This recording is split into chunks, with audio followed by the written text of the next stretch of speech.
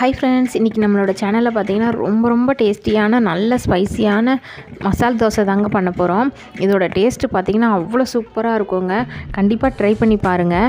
நிஜமாகவே ரொம்ப டேஸ்ட்டாக இருக்குங்க. ஹோட்டலில் சாப்பிட்றத விடவும் ரொம்ப நல்லாயிருக்கும். நம்ம ஈஸியாகவே இதை செஞ்சிடலாம். இதுக்கு நிறைய இன்க்ரீடியன்ட்ஸ் கூட தேவைப்படாதுங்க.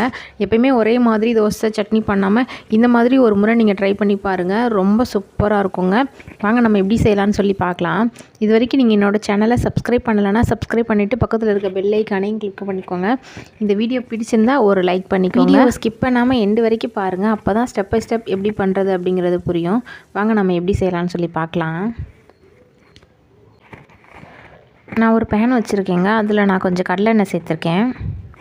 இதில் நான் கொஞ்சம் கடலைப்பருப்பு சேர்த்துருக்கேங்க. இப்போ நம்ம இதில் ஒரு சட்னி ரெடி பண்ண போகிறோம். அதுக்காக இதில் கொஞ்சம் நம்ம உளுந்த பருப்பு சேர்த்துக்கலாம்.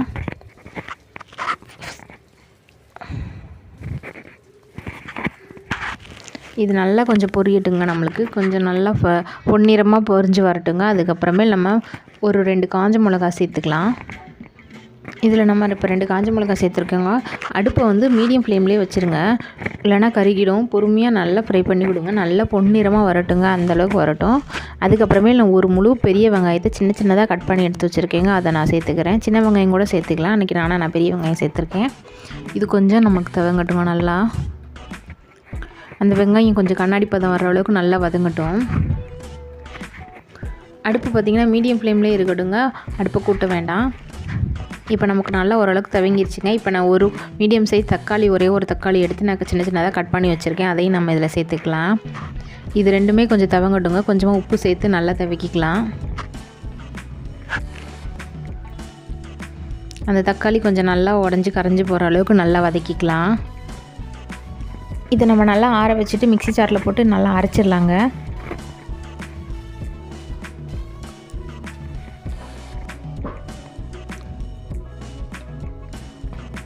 ஆறுனதுக்கப்புறமே நம்ம அரைச்சிக்கலாம். இதில் ஒரு 2 பல் அளவுக்கு பூண்டு சேர்த்துருக்கேங்க. பூண்டு நம்ம வதக்கும் போதே சேர்க்க வேண்டாம், இப்போ சேர்த்தா போதும். அப்போ தான் ரொம்ப நல்லாயிருக்குங்க. இப்போ நான் மறுபடியும் அந்த பேன் வச்சுருக்கேங்க. அதில் நான் கொஞ்சம் எண்ணெய் சேர்த்துக்கிறேன். அதில் நம்ம கொஞ்சம் கடுகு, உளுந்த பருப்பு சேர்த்துக்கலாம். இதில் நம்ம கொஞ்சமாக ஜீரகம் சேர்த்துக்கலாம். இது ரெண்டுமே நமக்கு நல்லா பொரியட்டுங்க.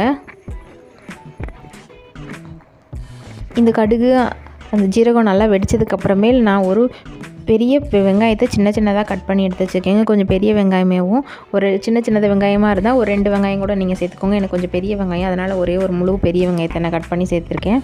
கொஞ்சம் வெங்காயம் ஜாஸ்தியாக இருந்தால் தாங்க ரொம்ப நல்லாயிருக்கும். அதனால் கொஞ்சம் வெங்காயம் ஜாஸ்தியாகவே சேர்த்துக்கோங்க. இப்போ இதை நம்ம நல்லா துவக்கிக்கலாங்க. இது கொஞ்சம் நல்லா கண்ணாடி பதம் வர அளவுக்கு நல்லா துவக்கிக்கலாம் அந்த வெங்காயத்தை.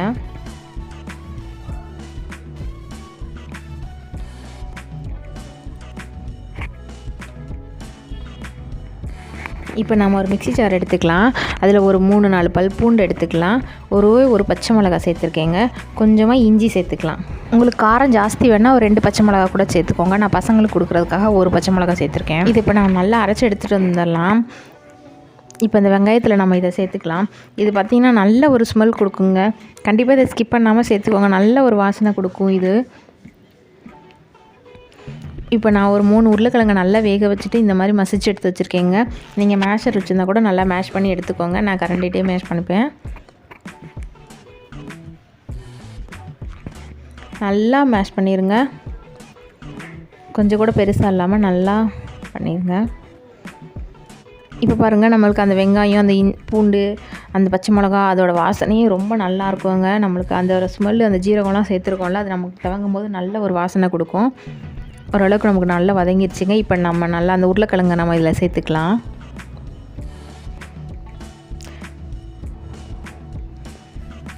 இதில் நம்ம ஸ்டார்டிங்லேயே கொஞ்சம் மஞ்சத்தூள் சேர்த்துருக்கலாம். அந்த வெங்காயத்துலேயே நான் மறந்துட்டேன். அதனால் இப்போ நான் கொஞ்சம் மஞ்சத்தூள் சேர்த்துக்கிறேன். நீங்கள் ஸ்டார்டிங்லேயே கூட அந்த வெங்காயத்துலேயே கூட மஞ்சத்தூள் சேர்த்துக்கோங்க. இதில் கொஞ்சம் நம்ம உப்பு சேர்த்துக்கலாம். 1 டீஸ்பூன் அளவுக்கு உப்பு சேர்த்துருக்கேங்க. இப்போ இதை நம்ம நல்லா கலந்துக்கலாங்க.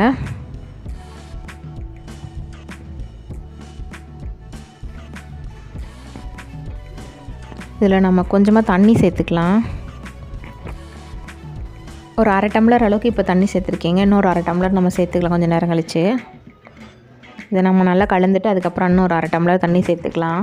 1 டம்ளர் தண்ணி இது கரெக்டாக இருக்குங்க. இப்போ அந்த மீது 1/2 டம்ளர் தண்ணி நான் சேர்த்துட்டேன்.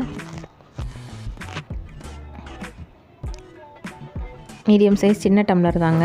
இப்போ இதை நம்ம நல்லா கலந்துக்கலாம்.